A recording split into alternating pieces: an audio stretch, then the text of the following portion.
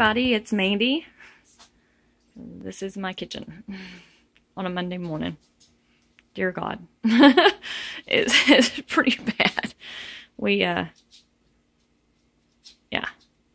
So this is day 1 of the 31 Baby Steps FlyLady series. Perfect day to do it, right? I wanted it to be just as bad as if it was somebody starting out brand new. I've done the FlyLady steps, and one thing that reading through this chapter taught me is that, I have to keep re-shining my sink, going through the deep shining sink process that she talks about in the first chapter. And I kept wondering why that was, and I think I know why. It's because I keep doing this every morning. And so maybe if I do actually do this and do my dishes at night, maybe my sink would stay shiny and I wouldn't have to keep doing the deep cleanse process. So we are going to see through this whole trial and error, going back to the basics of FlyLady. And so I'm going to take care of all of this mess. I have to basically empty out my dishwasher. It's got clean dishes in it. Well, what's left of the clean dishes from the weekend. We pretty much used all of our dishes. So I'll empty that and then get started on loading. And then anything else that I can't load, I'm just going to set off to the side because it's all about getting the sink shiny. So I'm going to go through that process. Alright, so I'm doing the first step of the process. My sink is just about to overflow. In fact, this is a sink that overflows into the other sink if it ever overfills. So when she says fill it to the brim, I'm really going to do that. So, and there it goes right there. Alright, now I'm going to add my bleach. Okay, I've got a little bit over 1 cup of bleach here. So I'm going to pour this into the water. And this is going to sit for an hour. And don't worry, the water that's spilling over is going to be regular water, so because the bleach sinks and then it does its stuff.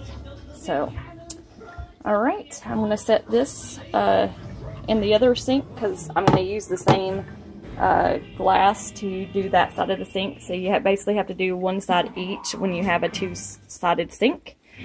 And so I'm going to let this sit for an hour and I'll be back in an hour. Okay, so it's been an hour now. So I'm going to come over here and grab my big old long tongs here. And just going to reach in here. Grab the little drain plug. And of course I'm still getting bleach on me anyway. Pulling that drain. Go ahead and drain. Fun process, huh?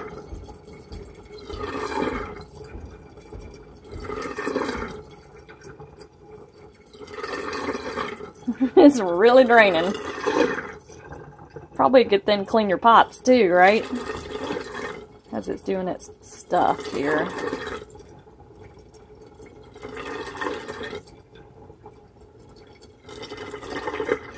I'm gonna get my hot water going again. I'm gonna put the drain in this side now. So it's good and pushed in. I'm going to fill this up with really hot water and put a cup of bleach in this side, just like we did the last side. And we're going to let that sit for an hour, and then we'll be back. So you just repeat the process that you did for this side to that side. And then we'll do step number 2 after that.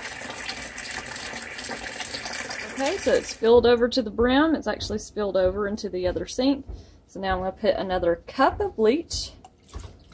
And we're going to let this side sit and soak a little while.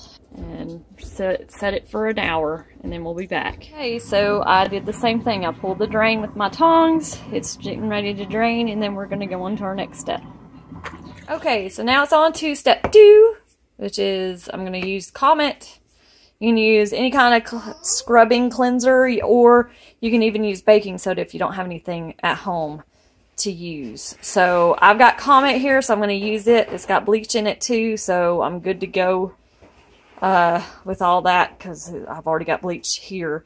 If you're using something that doesn't have bleach and you're afraid it's going to combine weird, then make sure you rinse before you use this stuff because you don't want to combine chemicals, especially the last step, which requires you to use an ammonia-based product.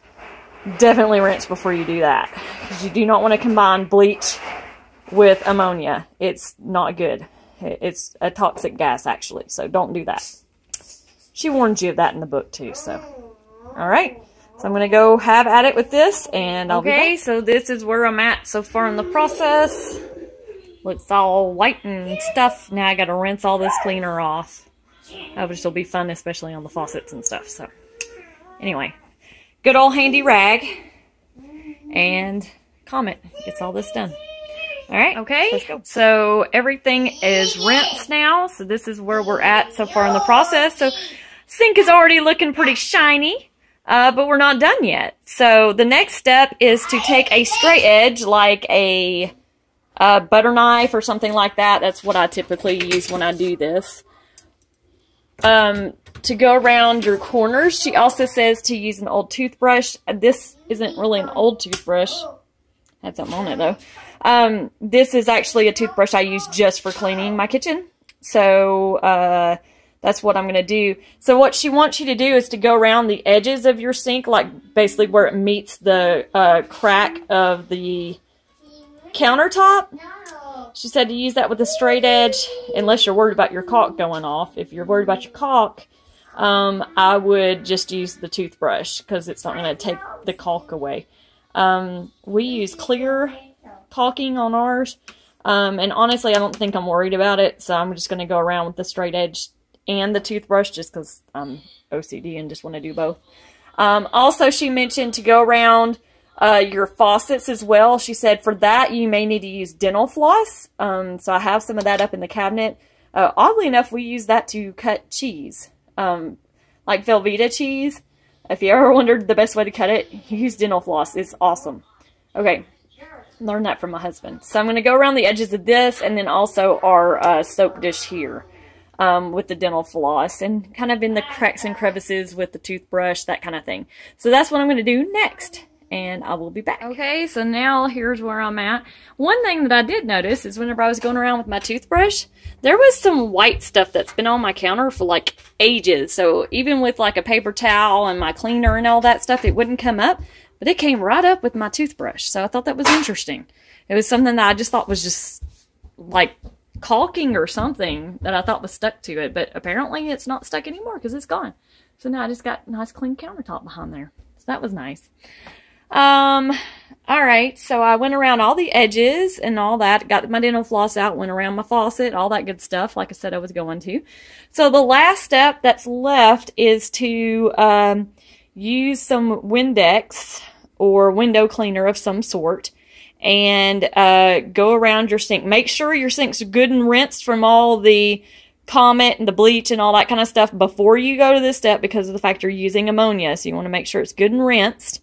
If it is good and rinsed, then you can go ahead and start doing that. And so she says just use window cleaner on it. So that's what I'm going to do next. Okay, and so this is my shiny sink. She does mention that at this point your sink is shining and you should be fine and happy with it. She did say, however, if you feel like yours is still a little dull, you can add some car wax to it at this point. Somewhere I read, so I'm assuming it was on her website when she gave these directions, that you can also use baby oil. And I believe that's what I did for my stainless steel sink. So I'm going to do that again for this one and see if it makes a difference on it. I feel like it coats it a little bit better to kind of keep the stains from coming back. So I'm going to do that one last step and then I will be done. Okay, yes, that definitely made the world of difference. So this is my shiny sink. So baby step 1 is done for the day. She does mention that you need to have a dish towel sitting out, so let me grab that. Which dish towel do I want? I want to use my gray one. Okay. She does mention having a dish towel out, so that way as you use the sink during the day, you can dry out the water spots, so that way it stays shiny. So it's kind of a self-maintained process. And I also need to add my little sign to tell them to put their dishes in the dishwasher. But first I need to empty the dishwasher. It is clean. All the dishes from earlier are clean. So I'm going to empty this. I'm going to go ahead and put these dishes in the dishwasher because these are some that I used during the day today. and then have the little sign on there telling them to, well, actually, the only thing left we have for today is dinner. So I'll actually be filling up half the sink with water, and as we use things, we'll be putting them in the sink, and that way when dinner's done, I just go to the sink, pull them out, put them in the dishwasher, and run the dishwasher for the night. So let's see if that works tonight. All right, so go shine your sink, everybody. It's an easy process. It does take some time, but the majority of the time is really just sitting there waiting on the two sides to soak in the bleach. So the rest of it's just a little bit of elbow grease and you can get it done. So baby step 1 complete. Come back tomorrow for baby step 2.